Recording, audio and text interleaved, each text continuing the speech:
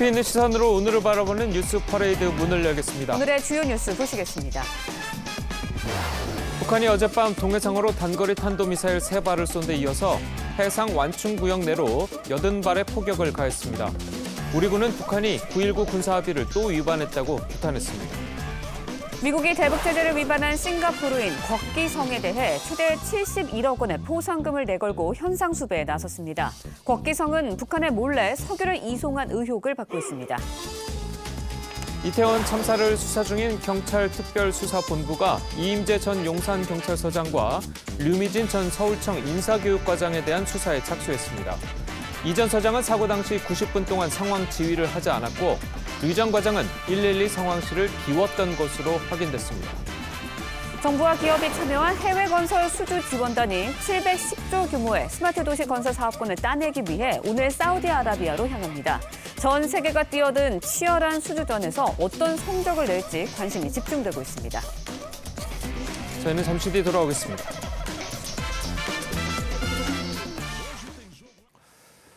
북한의 도발이 계속되고 있습니다. 어제는 한밤중에 동해상으로 단거리 탄도미사일 3발과 해상 완충구역 내로 80발의 포를 쐈습니다. 우리 군은 명백한 9.19 위반이라면서 도발 중단을 촉구했습니다. 장혁수 기자가 보도합니다. 북한은 어젯밤 9시 35분부터 황해북도 곡산에서 동해상으로 단거리 탄도미사일 3발을 발사했습니다. 고도 130km로 쏘아올린 미사일은 마하 6의 속도로 490km를 날아갔습니다. 이어 북한은 11시 28분부터 강원 금강군 일대에서 약 80발의 포병 사격을 동해상에 가했습니다. 이번 도발은 한미연합공중훈련인 비질런트 스톰의 연장이 매우 위험하고 잘못된 선택이고 미국과 한국은 돌이킬 수 없는 엄청난 실수를 저질렀다는 것을 알게 될 것이라고 한 박정천 북한 중앙군사위 부위원장의 담화 직후 시작됐습니다. 박정천은 무력 도발의 선봉에 선 인물입니다. 청와대와 서울시안이 반동 통치기관들을 집중 타격 소멸하기 위한 군단 대집중 포병 화력 타격전을 개시하기 위하여 군은 해상 완충구역 내 포격은 명백한 9.19 합의 위반이라며 한반도와 국제사회의 평화와 안정을 해치는 행위를 엄중히 경고한다는 경고통신을 즉각 시행했습니다. 북한은 지난달 28일부터 30발이 넘는 미사일 도발을 이어오고 있습니다. TV조선 장혁수입니다. 미국이 대북 제재를 위반한 싱가포르 국적의 곽기성에게 포상금 71억 원을 내걸고 현상수배에 나섰습니다.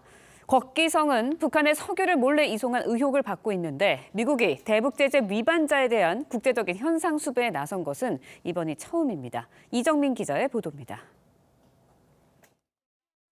현지 시간 3일 미 국무부는 미 대북 제재를 위반한 싱가포르 국적자 곽기성에 대해 71억 3천만 원의 포상금을 내걸고 국제적인 현상수배에 나섰습니다.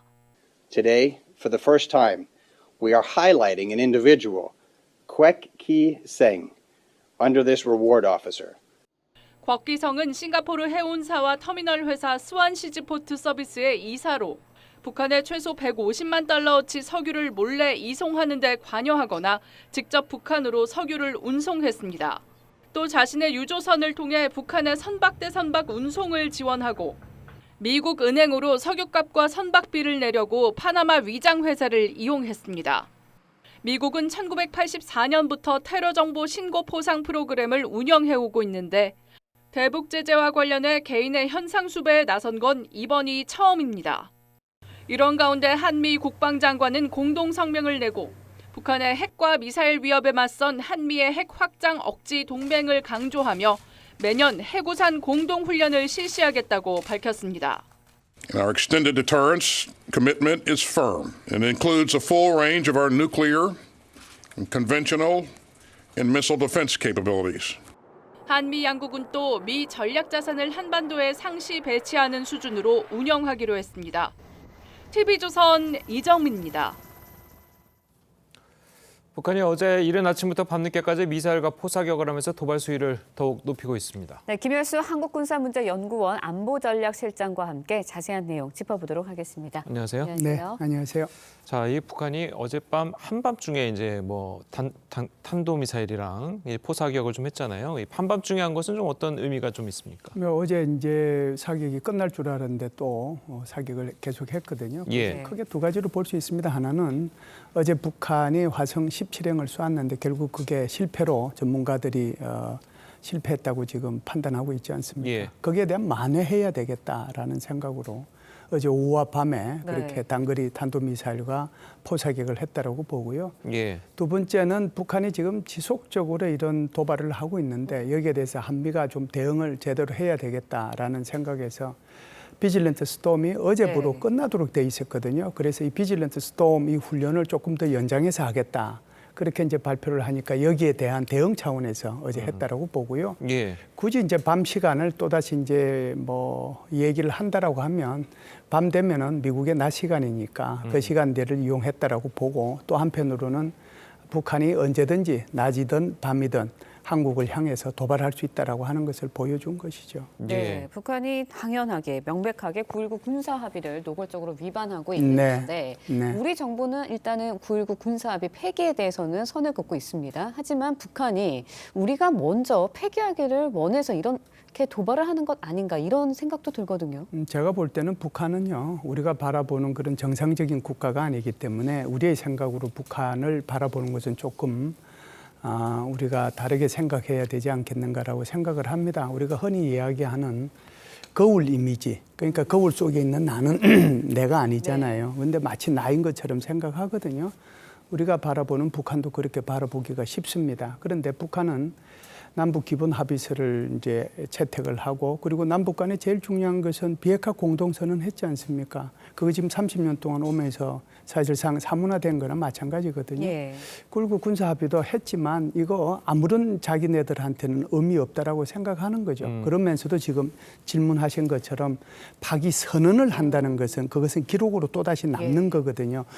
위반하는 거하고 선언하는 거하고는 다르단 말이죠. 그래서 우리 한국 정부도 이것을 파기를 선언해야 될지 그렇지 않으면은 우리가 엊그제 북한이 NLL 남쪽으로 단거리 탄도미사일 한 발을 쏴서 그것이 우리의 영해 부근에 떨어지도록 했을 때 우리의 공군기가 떠서 똑같은 북한의 위치, NLL 북쪽에 있는 곳에다가 슬램 ER 세 발을 쐈잖아요. 그것처럼 대응하면 되는 거거든요.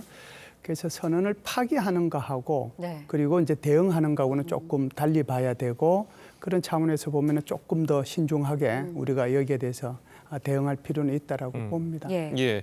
그 어제 쏜 것 중 하나가 이제 ICBM인데 네네. 그 ICBM이 어쨌든 뭐 실패는 했지만 그래도 1단, 2단 로켓 분리에는 이제 성공을 하지 않았습니까? 네네. 자, 그렇다면 그것은 이제 상당한 진척이 있다 이렇게 좀 봐도 되는 건가요? 예, 뭐 그렇게 이제 설명하시는 분들도 있고요. 전문가들 중에서 또 어떤 분들은 뭐 쏘았다. 그리고 지난번 2월달, 3월달보다는 조금 더 고도가 올라갔고 사거리도 조금 더 늘어났다. 그런 면에서 보면 실패를 통해서 미사일이 완성된다는 측면에서 이것을 꼭 실패라고 볼 필요가 있느냐 이렇게 볼 수는 있지만요. 제가 볼 때는 조금 다르다고 봐요. 저는 좀 실패 쪽에 무게 중심을 두고 있는데요. 왜 그러냐면 지금 이것이 2월달, 3월달보다는 성능이 향상됐을지 모르지만 자기네들이 주장하는 3월달에 화성 15행을 가장 했던 뭐 어찌됐든 그때 화성 17행을 쏘았다라고 얘기하면서 최고 고도 올라간 게 6,000km를 올라가고 사거리는 2,000km까지 갔거든요. 거기에 비교하면은 정말 얼토당토 않은 수준의 어제 이제 발사의 전체적인 재원이 나왔다라고 보고요. 두 번째는 이제 ICBM 같은 경우에는 통상 마 20 정도 됩니다. 그런데 오히려 이것이 지난번 10월 4일 날인가요? 그때 당시에 북한이 일본 열도를 넘어가는 화성 12형 개량행을 쏘았을 때 그때 당시에는 사거리가 4,500km를 나갔고 그때 15 이 정도 나왔거든요. 근데 어제 나온 걸 보면은 그 정도도 안 나왔단 말이죠. 그래서 전반적으로 볼 때는 물론 이제 긴 과정으로 보면 성공으로 가는 중간에 있지만 어제것만 단순히 본다면 실패하지 않았는가. 그래서 그 실패를 만회하기 위한 북한의 여러 가지 노력 중에 하나가 어젯밤에 탄도미사일 발사와 포사격으로 네. 이어졌고 통상 이런 장거리 미사일을 발사하게 되면은 항상 미사일을 2발 정도를 준비해 놔요. 한 발이 실패하면은 금방 거기에 대한 이 실패의 원인을 분석해서 원인 분석이 되는 대로 바로 쏠 수 있도록 해놓거든요.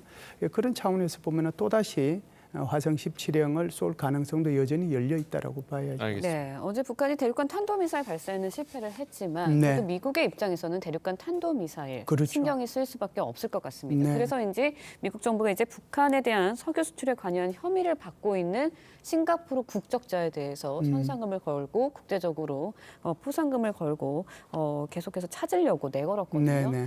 미국 입장에서는 이런 행동을 하는 게 처음인 것 같은데 그만큼 압박을 느꼈다라고 봐야 할까요? 네, 아마 압박을 많이 하게 될 겁니다. 제일 지금 많이 하고 있는 것이 석유 환적이거든요. 그러니까 공해상에서 북한 선박하고 외국인 선박이 같이 해가지고 거기서 이제 석유를 북한 선박으로 옮기는 거란 말이죠.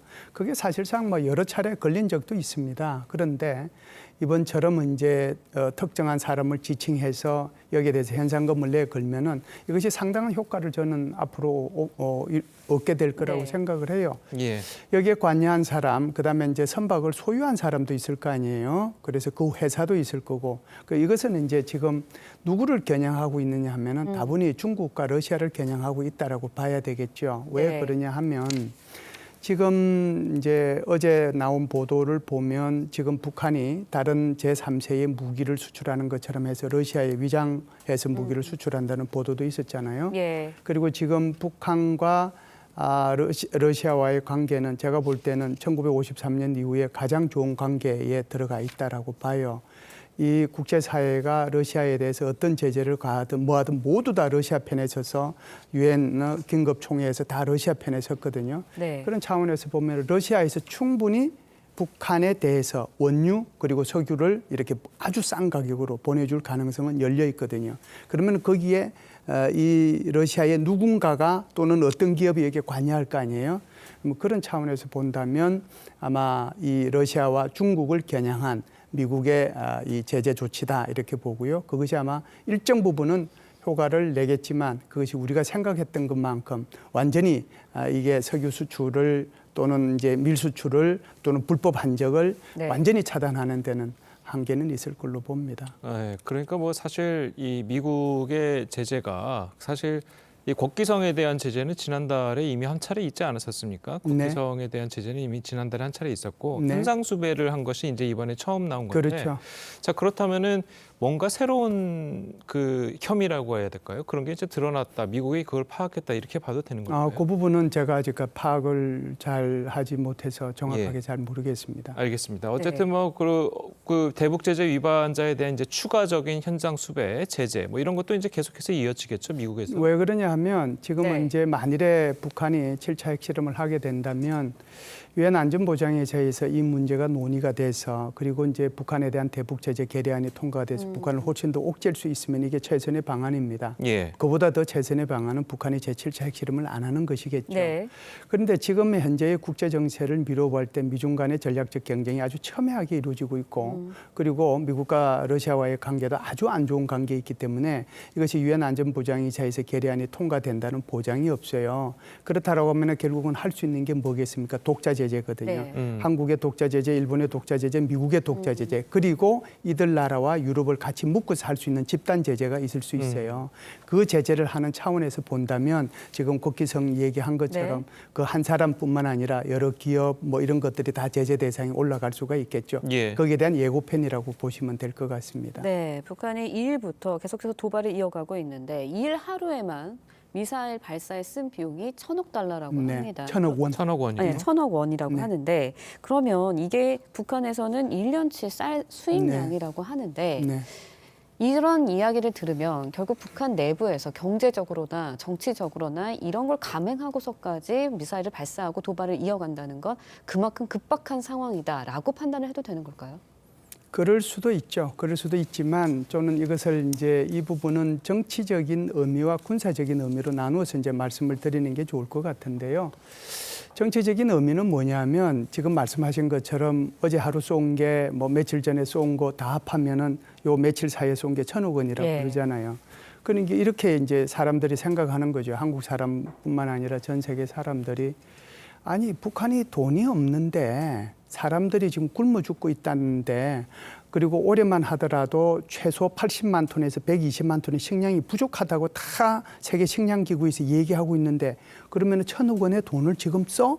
이렇게 얘기를 하고 있거든요. 근데 북한이 보여주고 싶은 것은 정치적인 의미는 아무리 대북 제재 해봐라. 우리 끄떡없다. 끄떡없다는 것을 내가 지금 보여주고 있잖아. 이렇게 이제 얘기를 하는 거죠. 그런 정치적인 의미가 하나 있고요. 두 번째 이제 군사적인 의미는 이렇게 이제 떼발사를 하게 되면 네. 이제 여기에 단거리 미사일도 있고 뭐 중거리 미사일도 있을 수 있고 장거리 미사일도 있고 여기에 포병 사격까지 들어가 있고 이렇게 되면은 대응하는 차원에서 미국도 대응해야 되고 일본도 대응해야 되고 한국도 대응해야 되고 예. 특히 이제 한국 같은 경우에는 여기에 포병 사격인지 미사일인지 여기에 따라서 이걸 이제 요격하는 것이 또 다 달라질 수 있는데 그걸 실시간으로 아니 수백 발이 이렇게 날라올 경우에 실시간으로 여기에 대응하기에는 여러 가지 한계가 있을 수 있는 거잖아요. 그런 것들을 노린 거다 군사적으로 그런 것을 한번 해보는 거죠. 그리고 한국이 여기에 대해서 어떻게 대응하는지를 아마 북한은 이런 기회들을 통해서 파악하고 또 대비하고 그럴 겁니다. 예. 네. 방금 이제 뭐 실시간으로 이제 대응하기가 어려워서 이제 그걸 네. 이제 파악하기 위해서 쐈다고 하셨는데 그런데 이제 우리 군이 좀 걱정스러운 것 중 하나가 이 실시간 대응도 아니고 나중에 이제 좀 어느 정도 시간이 지난 다음에 이제 하는 대응 사격에서도 그 지대공 미사일 2발이 5발이 되고 분량이 되고 그리고 예전에도 이제 천궁 같은 예전에도 네. 이제 탄도미사일 같은 경우 그 맞대응에서 쏜 네. 미사일도 뒤로 날아가서 우리 네. 군 부대에 떨어지지 않았습니까? 네. 자, 그래서 그것 때문에 우리 군의 대응 능력에 대해서 굉장히 걱정하시는 분들이 많아요. 저도 사실상 걱정스럽습니다. 걱정스러운데 우리가 이제 삼축 체제를 완성해 나가는 것이 우리가 대한민국이 할 수 있는 일차적인 대응 능력 있지 않습니까? 그 삼축 체제의 핵심이 킬체인인데 그 때리는 네. 거란 말이죠. 그게 지금 이제 우리 강영탁 의원님께서 얘기하신 것처럼 이걸 가지고 우리가 현무가 때려야 되는데 네. 현무 발사만 했는데 그게 5발이 났단 그렇죠. 말이죠. 네. 그다음에 두 번째의 킬체인이 바로 날아오는 미사일. 그걸 피해서 날아오는 미사일 우리가 요격해야 되거든요. 지금 이제 우리 충남 쪽에서 이 요격 미사일에 대한 그 사격 훈련을 하고 예. 있어요. 부대별로 또 사격 경쟁까지도 하고 경연대회도 하고 뭐 이런 걸 하고 예. 있습니다. 여기 이제 핵심이 천궁하고 네. 그다음에 이제 그 패트리어트 2, 패트리어트 3인데 지금 천궁 2가 날아가다가 이제 자폭 기능이 예. 이제 작동이 됐고 그리고 패트리어트 2도 문제가 있어서 발사가 보류되고 하는 거거든요.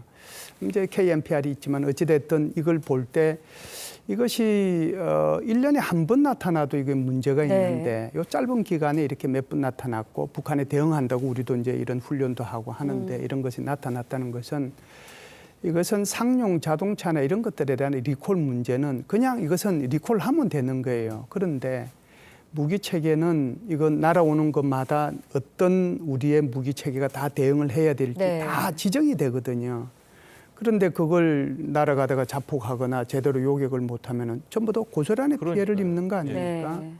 그렇기 때문에 이번 기회를 통해서 저는 전수조사가 필요하다라고 보고요.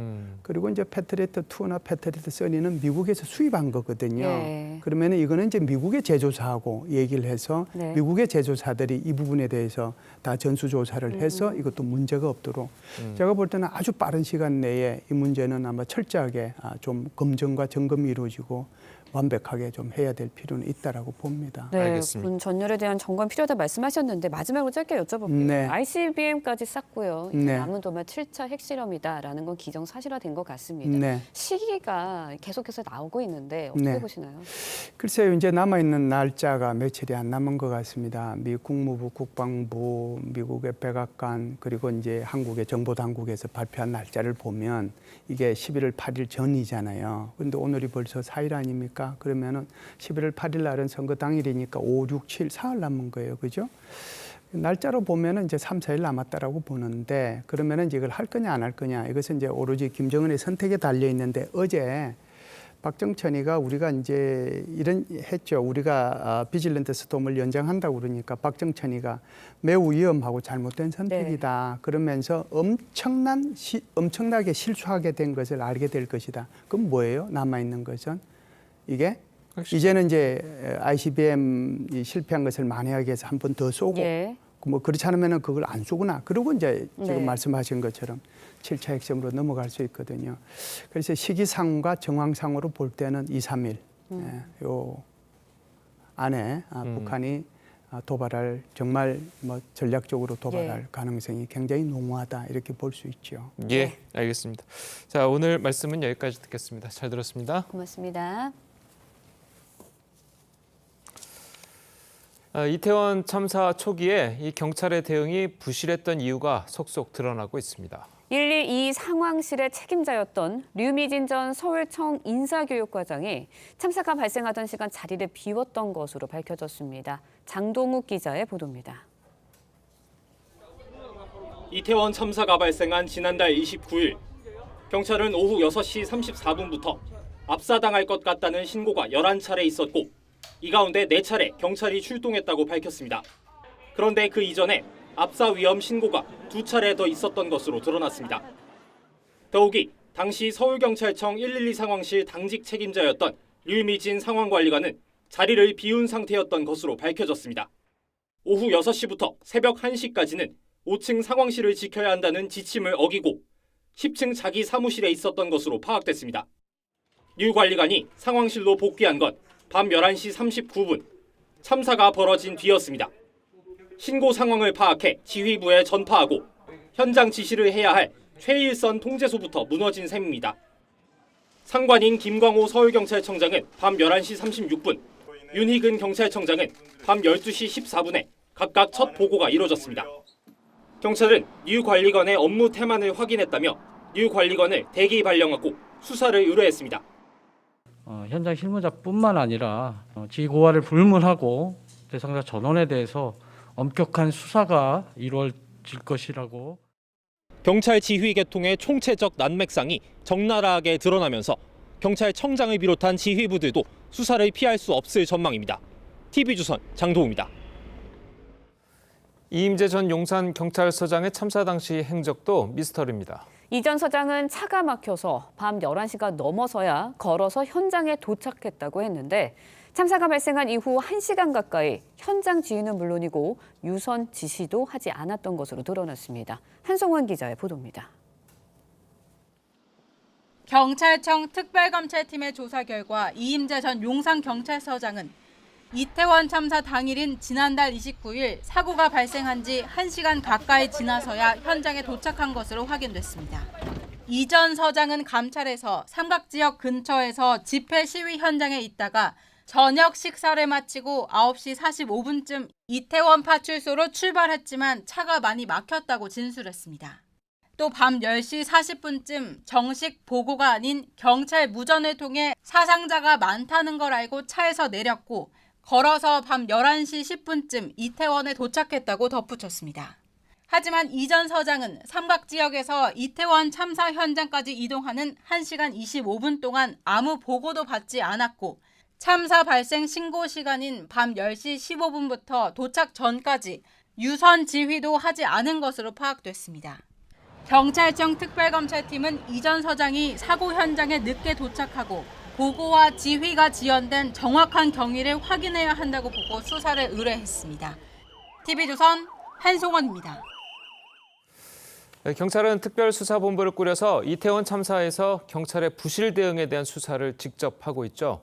이 때문에 경찰 스스로 과연 수뇌부의 잘못까지 파헤칠 수 있을지 회의적인 시각이 많습니다. 이른바 검수완박법이 지난 9월부터 시행되면서 검찰은 대형 참사 사건을 직접 수사할 수 없게 됐기 때문인데 대통령실은 의혹이 남는다면 다른 방안을 고민해 볼 수 있다고 했습니다. 최민식 기자의 보도입니다.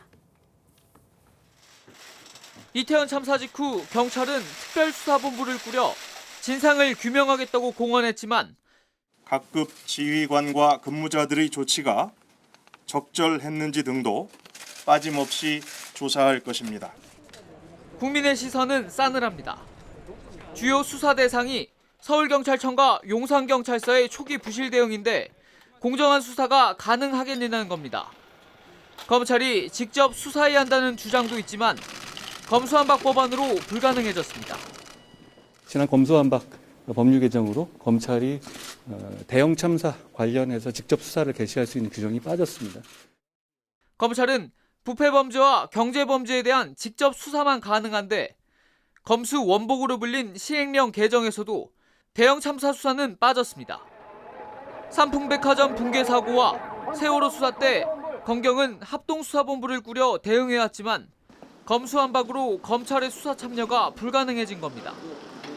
대통령실은 경찰의 셀프 수사 논란에 대해 경찰이 각별한 각오로 수사할 것으로 보고 있다면서도 의혹이 남는다면 다른 방안들을 고민해 볼 수 있다고 밝혔습니다.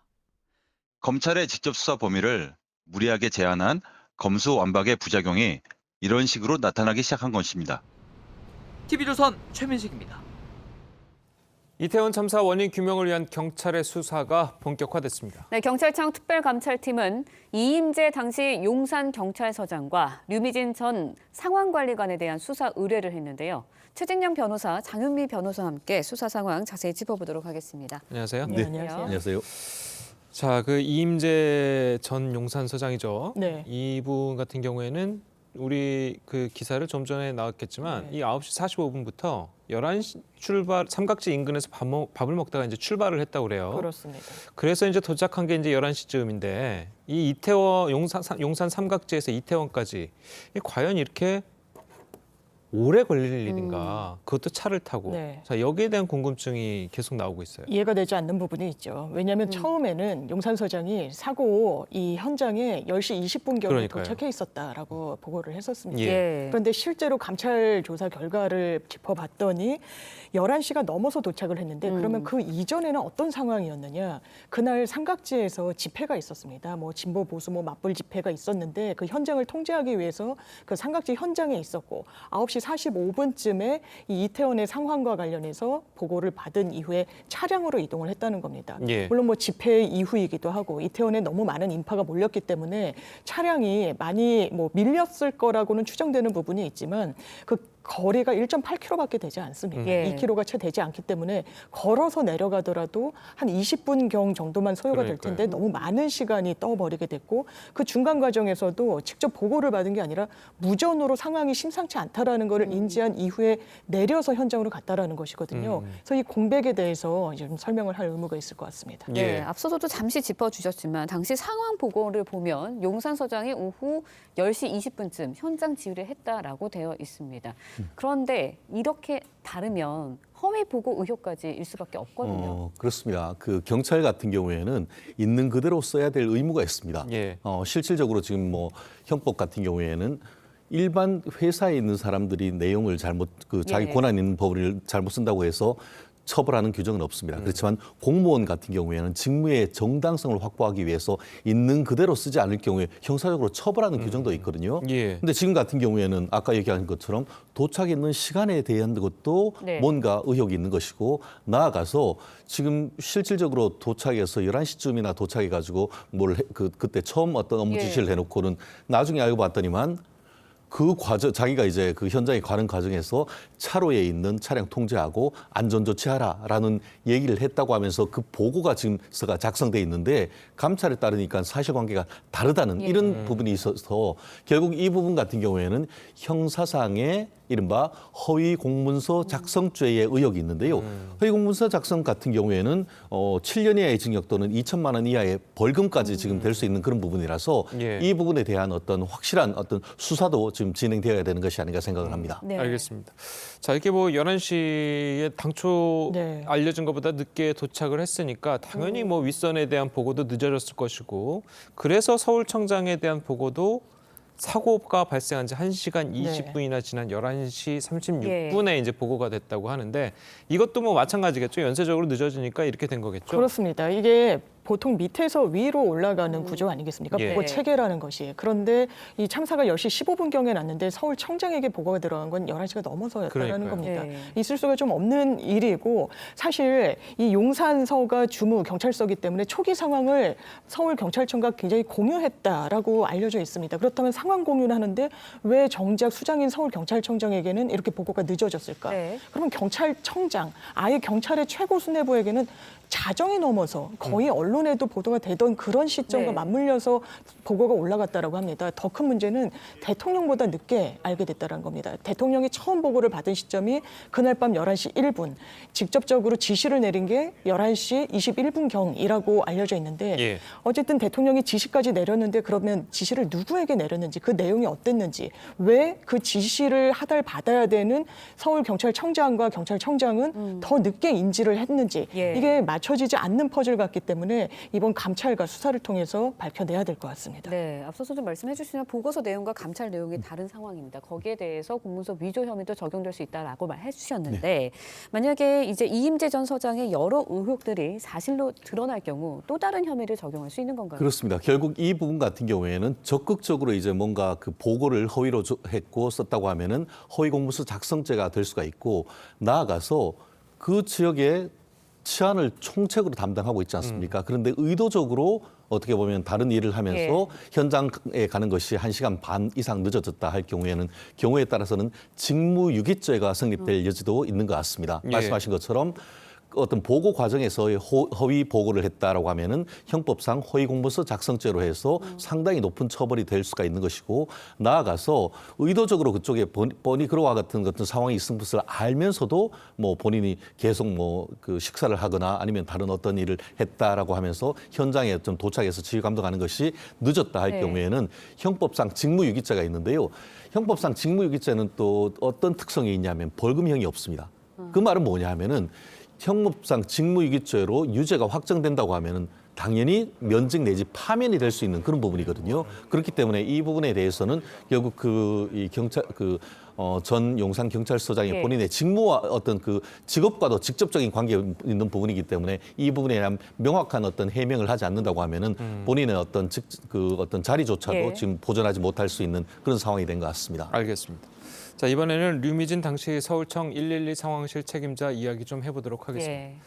자, 참사 당일에 네. 이 112 신고가 이제 빗발치던 맞습니다. 그 때가 있잖아요. 그 당시에 이제 류 총경 같은 경우에는 112 상황실, 112 상황실을 총괄하는 그런 관리하는 맞습니다. 그 위치에 있었거든요. 예. 자, 그런데 그 상황실에 있지 않고 본인의 사무실에 네. 있었다는 네. 거예요. 자, 이렇게 되면 어떻게 되는 겁니까? 이게 직무유기죄로 이미 수사 의뢰가 들어갔고요. 지난 2일 경찰청도 서울경찰청도 압수수색 대상이지 않았습니까? 네. 이 압수수색을 정확히 한 곳이 112 상황실이었습니다. 왜냐하면 왜 112 신고가 이렇게 빗발치는데 경찰이 사후 대처가 늦었느냐.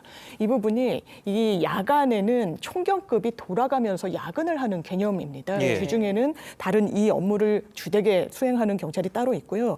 본인의 직무실은 10층입니다. 그러니까 뭐 경찰청사 자체를 벗어난 건 아니지만 상황실이 위치해 있는 5층에서는 벗어나 있었던 게 감찰 결과 확인되기도 했고요.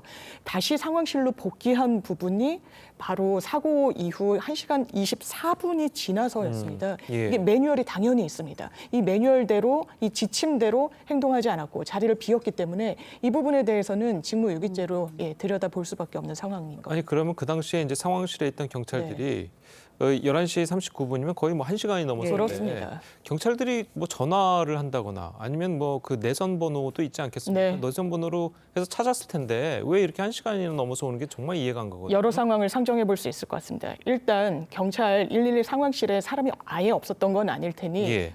이 인지 자체를 제대로 못했거나 아니면 이 상황을 보고를 했는데 이 어떤 내선이나 전화 등으로 연결이 되지 않았거나 이런 경우의 수를 좀 상정해 볼 수 있을 것 같습니다. 알겠습니다. 네, 당시 상황에 대해서 고강도 감찰이 이어질 것이다라는 예고가 계속해서 나오고 있습니다. 그렇다 보니까 현장에 출동했던 일선 경찰관들도 감찰 대상에 오를 수밖에 없는데 여기에 대해서 일선 경찰들에서는 결국은 위에서 나는 정령을 받고서는 했을 뿐인데 이거 너무 고래짜리기식 아니냐라는 이야기도 나오고 있어요. 그렇습니다. 특히 어제 같은 경우에는 윤희근 경찰청장이 예. 대국민 사과를 하면서 초동 대처가 잘못됐다라는 얘기를 했고 그 부분이 뭐 틀렸다라고 보기는 어렵지만 결국 본인들 경찰 고위직에 자기들의 어떤 지휘 책임에 대해서는 이런 반구도 없이 일단 현장에 있어서 정말 고군분투했던 분들에 대해서 모든 책임을 떠넘기는 듯한 그런 발언에 이 실무 하위급에 있던 그 경찰들의 반발이 굉장히 거셌던 것으로 알려지고 있습니다.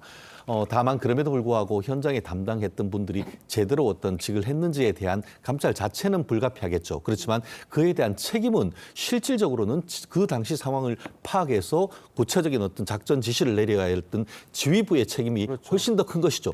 그렇다고 하면은 어떻게 보면 지금으로서는 수습하는 국면이라고 하면은 하위직에 대한 감찰보다는 오히려 그거에 대한 어떤 지휘 감독에 대한 상위 직급에 대한 그 경찰청 고위직에 대한 감찰이 지금 선행이 돼야 되는 것이지 하위직부터 잡고 보자라는 이런 식에 대한 것은 정말 앞으로의 어떤 그 경찰의 발전을 위해서도 지금 그렇게 있어서는 안 된다. 다만 그럼에도 불구하고 상위직이건 그 당시에 현장에 있었던 것이건 정당한 평가를 하기 위한 조사는 분명히 있어야 된다. 다만 그럼에도 불구하고 더 큰 책임은 분명히 그 고위직에 있던 어떤 경찰청 지휘 라인에 묻는 것이 문책이 불가피한 것이 아닌가 하는 것이 뭐 저를 포함한 다수의 어떤 견해인 것 같습니다. 알겠습니다.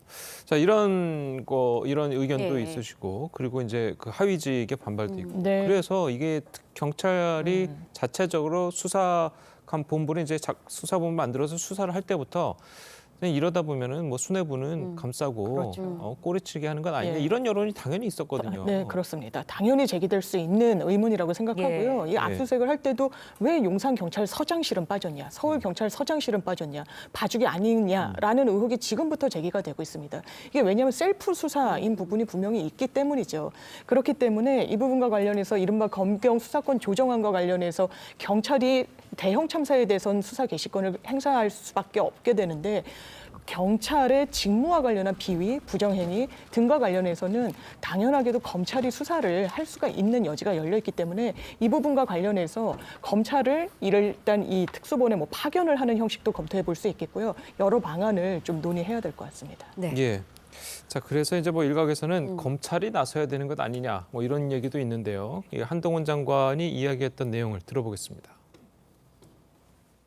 지난 검수완박 법률 개정으로 검찰이 대형 참사 관련해서 직접 수사를 개시할 수 있는 규정이 빠졌습니다. 이 사안은 여러 가지 원인들이 결합된 참사고 그 범위가 넓기 때문에 지금 현재 수사 개시 규정으로는 검찰이 직접 수사 개시하는 데 한계가 있어 보이는 면도 있습니다. 검찰이 잘 판단할 거라고 생각합니다. 네, 결국은 검찰에서 수사할 수 있는 방안에 대해서는 한계가 있다 보니까 그렇다면 일각에서는 특검을 도입해야 된다라는 주장도 나오고 있거든요. 한동훈 장관도 이제 결심을 하면 특검 수사가 가능할 수도 있지 않을까라는 생각이 드는데 어떻습니까? 가능은 하죠. 그것이 뭐 어떤 새로운 특검법을 만든다는 것이 아니고 이른바 상설특검법. 그러니까요. 상설 특검 요건 같은 경우에 법무장관이 이해 충돌이라든가 이런 것을 이유로 상설 특검을 해야 된다라고 판단을 하고 그랬을 경우에는 검찰총장의 의견을 물어서 이 특검을 할 수가 있습니다. 다만 그럼에도 불구하고 상설 특검을 하려면은 특검을 선정을 하고 하는 절차가 있어서 도대체 언제 하죠? 그랬으면 벌써 크리스마스 분위기 흥청망청 지나면 이 사건 제대로 수사를 하겠습니까? 그렇기 때문에 현재로서는 말씀드렸듯이 경찰 수사를 최대한 지켜보고 나아가 좀 전에 장 변호사님 말씀하신 것처럼 검찰과 합동수사본부를 꾸리든가 아니면 합수본을 하기 어렵다고 하면은 검찰과 검찰 인력을 파견받아서라도 이 수사의 독립성과 정당성을 인정받는 어떤 것을 통해서 신속한 어떤 수사가 필요한 것 같은데요. 말씀드렸듯이 보다 근본적인 것은 말씀드렸듯이 지금 왜 검수완박을 통해서 그때 어떤 검수완박을 할 경우에는 어떤 결과가 할지 굉장히 많이 우려를 했지 않습니까? 바로 지금 터진 것이 검수완박의 폐해가 드러난 것 아니겠습니까? 수사의 요체는 신속성입니다. 신속하지 못하고 지금 민주당 같은 경우에는 지금 국정조사를 하겠다 뭐다 하면서 국정조사하면서 맨날 위에 있는 사람 수사 대상이 불려가면 언제 수사를 합니까? 그렇기 때문에 현재로서는 검경이 합동수사를 통해서 최대한 수사를 신속하게 하고 수사의 정당성을 확보하는 저는 그와 같은 것이 오히려 현실의 어떤 실체를 파악하는 데 좀 더 빠른 것이 아닌가. 다만 그럼에도 불구하고 필요하다고 한다고 하면은 특검 절차, 그러니까 상설 특검을 통한 특검 절차도 최대한 빨리 하는 것도 하나의 방법일 수는 있다라고 봅니다. 알겠습니다. 자, 그래서 지금 또 나오는 얘기 중 하나가 지금 이 수사를 통해서 그 경찰의 잘못이 이제 드러난다면 이게 업무상 과실치사 혐의가 만약 입증이 된다면 이 유가족들, 그 유족들이 이제 피해 보상을 이제 국가로부터 받을 수 있을 것이냐. 뭐 지금 받은 돈은 뭐 특별 재난 지역에서 선포됐기 때문에 받는 지원금 아니겠습니까? 그거 이외에 피해 보상액을 국가로부터 받을 수 있을 것인가, 이게 또 궁금하거든요. 맞습니다. 말씀 주신 대로 형사상 유죄가 있다, 범죄 혐의가 입증이 되면 이건 당연히 민법적으로, 민사적으로 불법 행위로 의율이 되는 부분입니다. 그리고 더 포괄하는 범위가 넓습니다. 국가 배상 소송도 일단 국가의 위법 행위에 대해서 금전적으로 사후적으로나마 배상을 해주는 그런 개념입니다. 그렇다면 어떤 직무유기, 업무상 과실치사상 이미 영장에 혐의로서 적시가 돼 있는 상황인데 범죄로 인정까지 된다면 더 국가 배상의 가능성이 높아지고요. 설사 그렇지 않더라도 형사적으로는 뭐 이게 일단락되지 않더라도 이런 여러 가지 비위 사실 어떤 부분을 포괄하면은 이 부분을 국가 배상의 요건으로 해서 이 소송을 하는 게 가능합니다. 최근에도 세월호 관련해서도 해양경찰 주체가 바로 직접 구호를 하거나 이럴 부분은 뭐 의무와 관련해서도 대법원이 이 세월호 기업과 공동으로 책임을 져야 된다라고 국가 배상 책임, 그 당시에 피고 대한민국이었습니다. 배상 책임을 인정했고요. 서초동 우면산 그 사건에서도 피고 서초구청에 대해서 왜 재난안전 문자를 제대로 보내지 않았는지, 구호 조치가 소홀했는지와 관련한 지자체의 책임을 물은 바가 있습니다. 이런 선례에 비춰봤을 때 이번 사안도 국가 배상이 인용될 가능성이 매우 높다라고 저는 생각합니다. 알겠습니다. 자, 오늘 두 분 말씀은 여기까지 듣겠습니다. 잘 들었습니다. 고맙습니다. 이태원 참사의 주무부처 장관인 이상민 행안부 장관의 거취가 이 전국의 주요 쟁점으로 떠오르고 있습니다. 야당은 강력하게 경질을 요구하고 있지만 대통령실의 분위기는 다른 듯합니다. 황선영 기자의 보도입니다. 서울광장 합동분향소에 들어서는 윤석열 대통령 바로 뒤로 이상민 행안부 장관이 따릅니다. 이틀째 동행입니다. 이 장관은 경찰과 소방행정을 총괄하고 있는 데다 사고 직후 경찰력의 사전 배치로 해결될 문제가 아니었다는 취지의 발언을 했다가 야권으로부터 경질 요구를 받아왔습니다. 대통령실은 주무부처 장관이 동행한 이상의 의미는 없다고 했지만 복수의 여권 관계자들은 윤 대통령의 지시와 의중에 따른 것이라고 말했습니다. 여권 내에서도 이 장관을 경질하는 게 불가피하다는 기류가 강했지만 윤 대통령은 아직 부정적인 것으로 전해졌습니다. 대통령실은 사퇴 의사 밝히셨나요? 이동하겠습니다. 네. 네, 죄송합니다. 대통령실은 윤희근 경찰청장에 대해서도 철저한 진상규명을 위한 감찰과 수사가 먼저란 입장인데 경찰 늑장 대응에 대한 비판 여론을 감안해 상황 수습 이후 결단을 내릴 가능성도 있습니다. 우선은 사태 수습과 애도가 먼저이고 그다음에 문책 범위를 정하는가 하는 데는 수사 결과를 토대로. 참사 발생 이튿날 대국민 담화를 발표했던 윤 대통령은 국가 애도 기간이 끝난 뒤 다시 대국민 메시지를 내는 방안을 검토 중인 것으로 알려졌습니다. TV조선 황선영입니다. 민주당은 이태원 참사의 진상규명을 위한 국정조사를 추진하기로 했습니다. 당장 다음 주에 강행하겠다는 입장인데요. 여당은 수사 결과를 지켜본 뒤에 수용 여부를 판단하겠다면서 애도 기간에 정쟁에만 몰두한다고 비판했습니다. 이광희 기자입니다. 이태원 참사 닷새째 날에 민주당이 진상규명과 책임자 처벌을 위한 국정조사 추진을 공식화했습니다. 국정조사 요구서 처리 시한도 다음 주 본회의로 특정했는데 여당이 거부해도 강행 처리하겠다고 압박했습니다. 수사의 대상이 수사를 담당하고 심판받아야 할 자들이 아무 책임을 지지 않는 사태를 더는 방치할 수 없습니다. 국정조사 요구는 재적의원 4분의 1 이상이면 가능하고 국정조사위원회 구성도 참여를 거부하는 교섭단체는 제외할 수 있어 의장이 상정만 하면 거대 야당 단독으로 처리할 수 있습니다. 민주당은 특검 가능성까지 언급했는데 여당은 수사가 진행 중이라며 선을 그었습니다. 수용 여부나 시기 범위에 대한 검토가 필요하다는 것이죠. 애도 기간이 끝나지도 않았는데 야당이 정쟁에만 몰두하고 있다는 비판도 나왔습니다. 당권 예비주자인 김기현 의원은 사전 대비가 적절하지 못했다면서도 문재인 정부 때 대형 인명사고가 꼬리를 물고 발생했고 이재명 대표는 경기지사였던 2020년 이천물류센터 화재에도 떡볶이 먹방으로 국민적 비난을 받았다면서 민주당은 책임 추궁 운운할 자격이 없다고 지적했습니다. 특히 이 대표가 필립 골드버그 주한 미국 대사를 만난 자리에서 환하게 웃었던 장면도 꼬집었습니다. 웃음기를 잃었던 이재명 대표가 웃음기를 띈 모습을 보게 되면서 문재인 대통령께서 세월호 사건 때 아이들에게 고맙다고 했던 TV조선 이광입니다. 이태원 참사 국가 애도 기간이 내일 마무리가 됩니다. 정치권의 책임 공방이 격화되면서 민주당은 국정조사 추진을 공식화했습니다. 두 분과 함께 자세하게 짚어보겠습니다. 신성범 전 새누리당 의원 그리고 김종욱 전 청와대 행정관 나오셨습니다. 안녕하세요. 네, 안녕하십니까. 민주당은 최종 책임자인 윤석열 대통령의 사과를 요구하면서 공세 수위를 높이고 있습니다. 야당 목소리부터 들어보겠습니다. 대통령께서 공식적으로 사과하셔야 됩니다. 사과하시는 걸 주저하면 안 돼요. 국민들을 위로하는 것이라면 100번이면 어떻고 1000번이면 어떻습니까? 그런 것이 인정하시면 안 됩니다. 공식적인 사과를 하셔야죠. 어쨌든 국민의 생명과 안전에 대해서 무한 위임을 받았고 무한 책임을 지시는 거니까 이렇게 말도 안 되는 160명에 가까운 참사가 났는데 이러한 대형 참사가 벌어졌는데 왜 사과 한마디 없을까? 그리고 또 사과도 하지 않으면서 왜 3일 연속 조문을 했을까? 아하. 예, 들으신 것처럼 야당에서는 공식 사과를 하는 게 맞다. 자, 이렇게 얘기를 하고 있는데 대통령의 공식 사과가 필요한 시점입니까? 어떻습니까?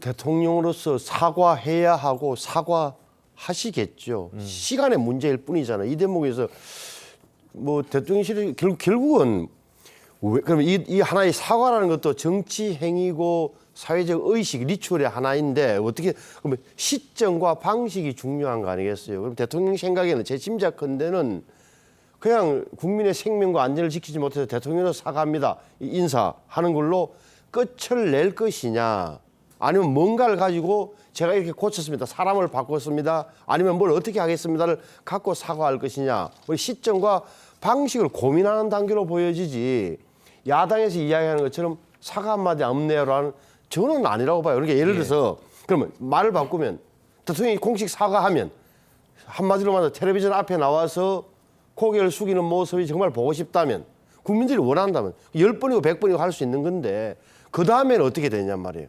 그 다음에는 야당에서도 당연히 대통령이 사과했으니까 누구누구 물러나라 이렇게 뻔해 보이는 이런 지점도 있다. 저는 대통령이 당연히 사과해야 되고 사과할 거라고 생각하고 사과 안 하면 더 우스운 거죠. 예, 알겠습니다. 자, 그리고 민주당에서는요. 책임자들에 대한 문책도 강하게 요구하고 있습니다. 직접 들어보겠습니다. 누구도 참사의 책임을 지지 않는 윤석열 정부에 강력히 요구합니다. 재난안전총괄부처의 수장인 이상민 행정안전부 장관과 사건에 직접 책임이 있는 윤희군 경찰청장을 파면하십시오. 참사에 대해 조금의 진지함도 보이지 않는 한덕수 국무총리를 경질하십시오. 다시 일어나서는 안 될 참사입니다. 윤석열 정부는 그에 상응하는 책임으로 사죄하십시오. 예, 지금 야당에서는 한덕수 국무총리부터 해서 이상민 행정안전부 장관 그리고 윤희근 경찰청장까지 모두 다 경질을 해야 된다라고 이제 주장을 하고 있습니다. 자, 그렇게 경질을 하면 되는 건가요? 어떻습니까? 일단 지금 상황 자체들은 어떤 이 사건의 원인들을 지금 파악하는 과정이기 때문에 이분과 관련해서는 그 범위가 어디까지 가야 될 것인지에 대해서는 좀 제가 상황을 좀 봐야 된다는 생각이 들긴 합니다만 저도 국민적 공감대가 있는 부분들은 소위 이 재난 문제를 담당하고 있는 주무부처인 행안부 장관 그다음에 소위 경찰의 대처 과정에 대한 사실들이 언론에서 등장하는 것처럼 거기에 대한 총괄적인 책임을 지고 있는 경찰청장 이 두 사람에 대해서는 당연히 경질 또는 파면을 해야 되는 것이 아닌가라고 하는 것이 저는 국민적 공감대라고 생각이 듭니다. 아직까지 대통령이 이 부분에 대해서 어떤 결정을 하지 않고 계십니다만 이 두 사람에 대해서 어떤 결정을 하지 않게 해야 된다면 저는 정부가 책임이 없다라고 얘기하는 것과 똑같은 얘기가 될 수밖에 없다는 것이고, 또 하나는 행안부 장관이 이 사건을 대하는 태도의 문제입니다.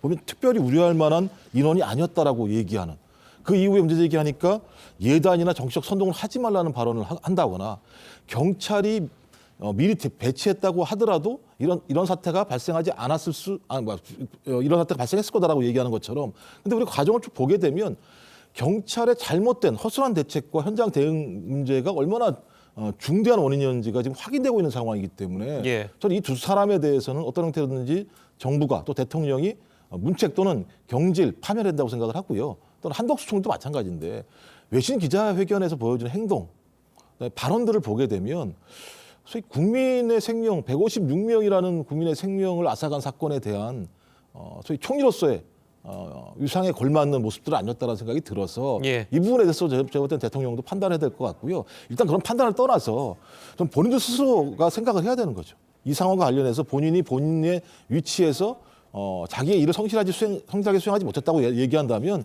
저는 공무원으로서 거기에 대한 책임을 지는 문제, 사과를 넘어서 스스로 정책 책임을 지는 문제에 대해서 얘기를 해야 되는데, 제가 볼 때 지금까지 어느 누구도 한 분 제대로 된 사과를 한 적이 없었다라고 하는 측면에서 국민들이 더 분노한다고 생각을 합니다. 알겠습니다. 저는 교수님 말씀이 동의하고 전제로 그렇게 책임을 분명히 지어야 되는 사람이 나타나야 돼. 이 정도 사건이면. 그러면 좀 더 나눠봐야 된다. 책임의 범위를 어떻게 볼 것이냐. 정치적 책임을 질 사람, 의사결정권자들. 두 번째는 도의적 책임을 질 사람들.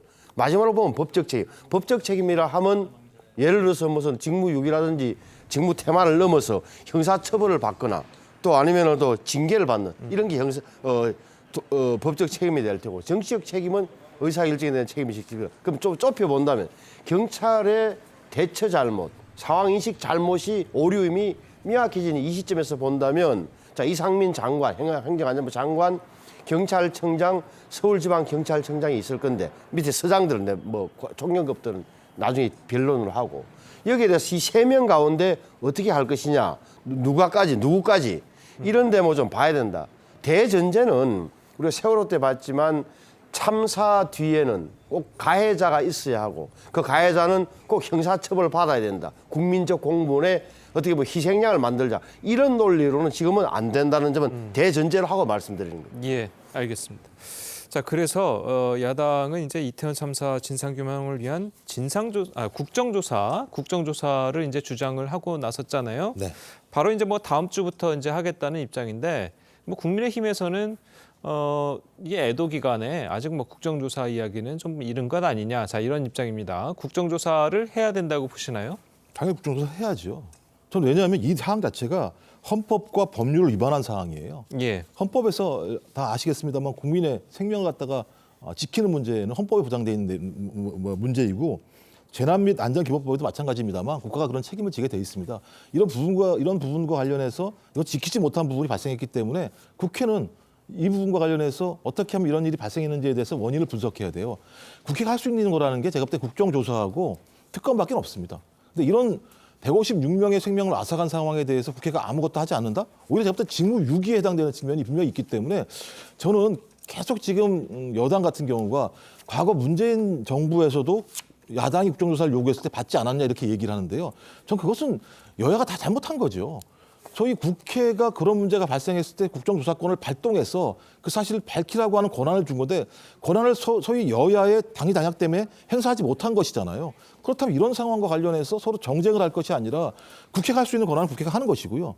경찰이 소위 이 재난 문제와 관련해서 대형 참사의 수사를 할 수 있는 권한이 있으니까 또 경찰은 수사를 하는 것이고요. 검찰청법에 의해서 경찰 공무원에 대한 수사 권한이 분명히 있기 때문에 검찰이 수사하는 거죠. 그러니까 포괄적인 수사를 다 진행을 해야 되는 것인데 국정조사를 요구하게 되면 그것이 정쟁입니까? 그럼 제가 볼 때는 오히려 여당은 국정조사권을 갖다 폐지하다고 말씀하시는 게 맞아요. 권한을 행사하는 건 당연한 것이고, 그 권한을 행사하는 이유는 국민 때문에 하는 겁니다. 국민들이 그런 걸 요구하고 있으니 해야 되는 것인데, 그것이 정쟁으로 바라본다? 여당이? 제가 볼 때는 여당 스스로가 오히려 정쟁의 눈으로 이 사태를 바라본다고 얘기할 수밖에 없기 때문에 저는 국회가 하는 권한들을 행사하지 않는 것이 직무유기다. 해야 된다고 생각을 합니다. 알겠습니다. 그래도 이제 일각에서는 지금 한창 수사가 진행 중인 상황에서 국정조사를 하게 되면은 핵심 피의자들이나 이런 사람들이 국회에 불려나가서 여러 가지 조사를 받는 와중에 수사가 좀 차질을 빚을 것이다. 자, 이렇게 이야기하는 분들도 있거든요. 국정조사를 할 수도 있다고 생각하는데 그럼 전제가 몇 가지가 있어야 돼요. 대전제가 뭐냐면 적어도 여야가 정략적 판단에 앞서서 객관적 사실을 찾아내겠다는 이번만큼은 여야가 정치를 개입시키면 국민으로부터 버림받는다는 굉장한 나름의 고도의 의식이 필요해요. 무슨 뜻이냐. 국정감사 많이 봤습니다만 결국은 청문회 하고 하면서 생문에 생중계되면 이태원 파출소장, 용산 경찰서장, 서울지방시 쭉 나와서 어떻게 할 것 같습니까? 사실 파악에 주력하겠습니까? 아니면 공격하고 추궁하고 닥달하는데 충하겠습니다. 이게 국민들이 알고 있는 사실이에요. 그럼에도 불구하고 저는 여야가 합의하면 할 수 있다고 봐요. 그리고 또 하나는 조심해야 될 게 세월호 참사 때 우리가 얼마나 겪었어요. 5년 동안 검찰 수사, 경찰 수사, 국회 국정조사, 특조위, 사조위, 사참위 이름도 현란한 이런 많은 경험을 했단 말이에요. 그러면 결론이 뭐였습니까? 처벌을 전제로 한 뭔가를 해서는 안 된다는 거예요. 진짜 진상조사를 하자는 그게 돼야 전제로 할 때 여야 모두 그런 생각이 있을 때 저는 국정조사를 해야 된다고 보고 지금은 경찰을 못 믿니 안 믿니 이런 차원을 나서 경찰도 조직에 존명이 걸린 사안이에요. 그래서 제가 감찰을 잘할 것 같다. 수사까지는 모르겠어요. 감찰을 일단 지켜보자. 그다음 수사 넘으면 뭐 검경 합동수사본을 꾸리든지 그다음은 나중에 문제라고 저는 생각합니다. 알겠습니다. 자, 오늘 두 분 말씀은 여기까지 듣겠습니다. 잘 들었습니다. 고맙습니다.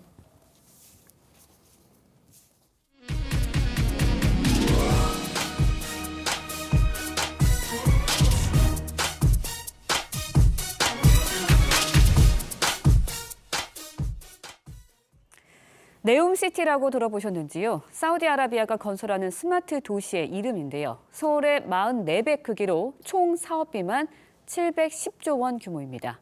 초대형 프로젝트 수주전에 전 세계에 관심이 쏠리고 있는데 우리 정부와 기업도 뛰어들었습니다. 원희룡 국토부 장관이 이끄는 수주 지원단이 오늘 사우디아라비아로 향합니다. 장윤정 기자의 보도입니다. 원희룡 국토부 장관을 단장으로 한 수주지원단이 오늘부터 9일까지 사우디아라비아를 찾습니다. 초대형 신도시 건설 프로젝트 네옴시티 건설을 추진 중인 사우디아라비아를 집중 공략해 제2의 중동붐을 이끌어낸다는 계획입니다. 민간 기업과 정부기관, 공기업 등이 참여하는 대규모 수주지원단 원팀 코리아는 발주처 관계자들에게 참여 기업들의 기술을 발표할 계획입니다. 네옴시티는 사막과 산악지대에 서울의 44배 크기의 스마트 도시를 짓는 초대형 프로젝트로 2030년 도시가 완성되면 900만 명이 넘는 사람들이 이곳에 거주할 것으로 예상됩니다. Saudi Arabia will change the tourism landscape globally. 총 사업비가 5천억 달러, 우리 돈 약 710조 원에 달해 글로벌 수주전이 치열합니다. 네옴 프로젝트를 주도하고 있는 빈 살만 왕세자의 방한 가능성이 제기된 가운데 이번 수주단의 사우디 방문이 어떤 성과를 낼지 주목됩니다. TV조선 장윤정입니다. 네, 울산에서 하룻밤 사이에 PC방 2곳이 잇따라 강도를 당하는 일이 벌어졌습니다. 강도들은 업주와 종업원을 폭행하고 돈을 빼앗아 달아났는데요. 붙잡고 봤더니 10대 선후배들이 벌인 짓이었습니다. 하동원 기자의 보도입니다. 차에서 내린 남성 3명이 건물 안으로 들어갑니다.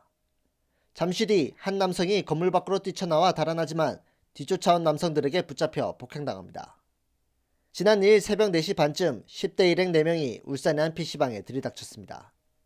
10대 일당은 돈을 내놓으라며 10여 분 동안 PC방 업주를 폭행했습니다. 이들의 폭행은 건물 안팎에서 이어졌고 PC방 업주는 현금 등 400만 원어치를 빼앗겼고 폭행으로 전치 4주 진단까지 받았습니다. 오늘 저도 계속 폭행을 하니까 좀 더 잘못되면 큰일 나겠구나 싶어서 또 있는 힘을 다해서 또 도망을 가려 했는데 또 잡히고.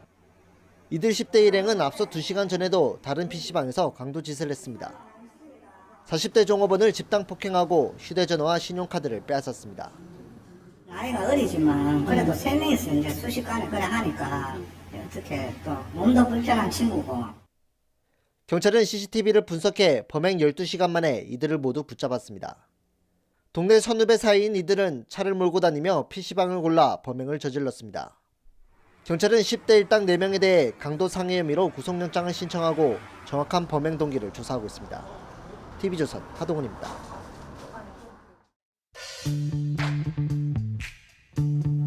렌즈에 담긴 그 순간, 그 의미를 읽어봅니다. 사진기자가 선택한 아침의 한 장입니다. 안타까운 이태원 참사로 우리가 잠시 머뭇거리는 사이에 어느덧 가을이 떠나가고 있습니다. 낙엽이 떨어진 가을 끝자락의 모습을 렌즈에 담았습니다. 밤새 낙엽이 떨어진 정부 서울청사 앞마당을 찾은 어린이들이 낙엽을 밟아보고 있습니다. 아이들은 낙엽이 신기한 듯 선생님과 함께 낙엽을 모으며 떠나는 가을을 직접 느껴봤습니다. 서울 덕수궁 돌담길에도 수명을 다한 노란 은행잎이 내려앉았습니다. 이곳을 찾은 시민들은 돌담길을 걷다가 떠나는 가을을 배경으로 기념사진을 찍었습니다. 싱가포르에서 온 외국인 관광객들은 낙엽을 모아서 던지며 한국의 가을을 렌즈에 담았습니다. 광주광역시 우남동 문화예술회관에서는 어제 거리에 쌓인 낙엽을 걷어냈습니다. 가로수 사이로 쏟아지는 아침 햇살에 반짝이는 낙엽들을 보니 영락없는 만추의 풍경입니다. 오늘부터 추위가 시작된다고 합니다. 이제 정말 겨울을 맞을 준비를 해야 할 것 같습니다. 아침의 한 장이었습니다. 든든한 겨울용 외투를 입고 나오셔야겠습니다. 올가을 들어 가장 추운 아침인데요. 북서쪽에서 찬 공기가 남하하면서 강원 일부 지역으로는 한파주의보가 내려진 가운데 서울 현재 기온 1.8도, 철원은 영하 2.5도 보이고 있고요. 여기에 찬바람까지 더해져서 체감 기온이 영하권을 보이는 곳이 많습니다. 낮에도 서울 10도 선에 머물겠고요. 청주 11도, 대구 14도로 종일 쌀쌀하겠습니다. 보온에 각별히 신경 쓰시는 것이 좋겠습니다. 오늘도 전국적으로 맑은 하늘과 함께 하겠지만 아침까지 내륙 곳곳에 서리가 내리거나 물이 어는 곳이 있겠고요. 울릉도 독도에는 밤까지 5에서 20mm 정도의 비가 오락가락 이어지겠습니다. 이번 추위는 일요일 아침까지 계속되겠고요. 앞으로 대기는 점점 더 건조해질 전망입니다. 날씨였습니다. 금요일 아침 뉴스 퍼레이드는 여기서 마치겠습니다. 네, 저희는 다음 주 월요일 아침 7시 30분에 다시 찾아뵙겠습니다. 시청해주신 여러분 고맙습니다.